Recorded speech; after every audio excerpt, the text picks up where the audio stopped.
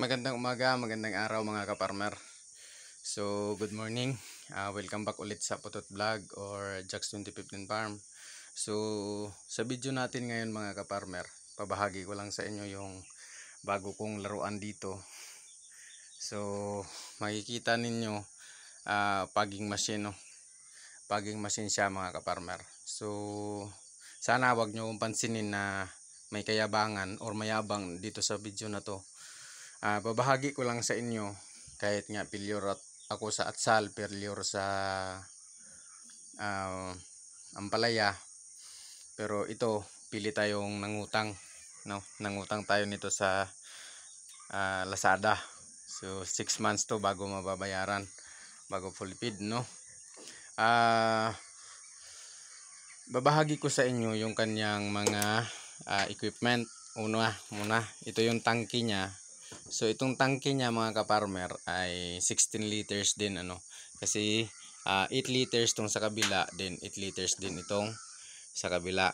So 16 liters. Tapos ito yung tangke ng gasolina niya. Mayroon tong laman na 2 litro na gasolina.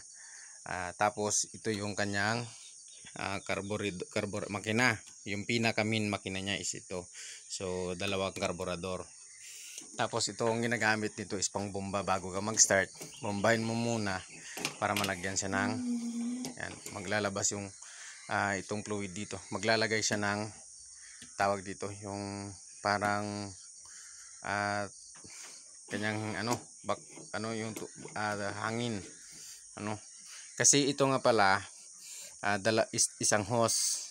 Isa lang yung hose dito sa kabila mga kaparmer. Yan, isa lang yan dyan. Dito dalawa. Itong isa, galing to sa makina, pinapabalik niya dito para magkakaroon to ng pressure na lalabas dito yung lahat ng yung liquid na nandun sa loob. So, yan yung kanyang function. Tapos ito naman yung kanyang heater. First mo siyang ipindot yan before ka mag-start dito. So, mayroon din siyang chargeable battery. Yan. Ganito po siya ipasok. Yan. Sana nakikita ninyo. Ano? Babahagi ko lang naman to eh. Yan. Papasok mo dyan. Tulak mo. Then saka mo ipindot to. Tapos tutunog na yan siya. Hindi kasi natin pwedeng paandarin pag walang laman yung kanyang fluid. Tapos ito yung dalawang dalawang eject valve. Tapos ito yung pinakamin na tambutso niya. No?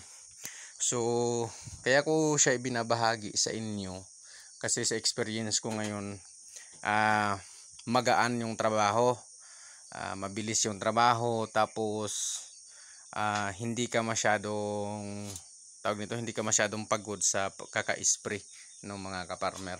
So, yung niya, yung disadvantage at saka advantage niya, kaysa sa ordinary na sprayer natin na yung chargeable na ngayon, wala na siyang, yung chargeable natin kuryente na lang, no, charge na lang siya. Ito may battery, charge mo pa, tapos may gasolina pa. Yun yung disadvantage nito kaysa sa doon. Pero yung advantage naman nito, yung kaya niyang ibigay na serbisyo, hindi kayang ibigay nung ordinary na sprayer lang. Sa totoo lang, kakaiba talaga siya kasi kapag tumama itong paging na tong device na to, yung kanyang bugad, yung kanyang pinaka out niya na dito, talagang hamog lang siya. Talagang pugs lang talaga siya mga kaparmer. So nanunuot siya hanggang sa kung saan paabutin yung tapos makuha niya talagang matamaan lahat ng pugs yung dahon ng ating mga pananim. So yun yung advantage niya. Pero tinitingnan ko dito kasi nag-spray ako kanina madaling araw alas 4:30 para hindi rin masyadong istorbo sa mga kapitbahay. So yung isang ganito niya, 2 liters niya, bali nasa 5 timpla nito. So yun, 5 ganito, isang ganito, or di kaya 4 kasi nangalahati na to eh. Pero nakatatlo na kasi ako kanina. Nakatatlong tangke.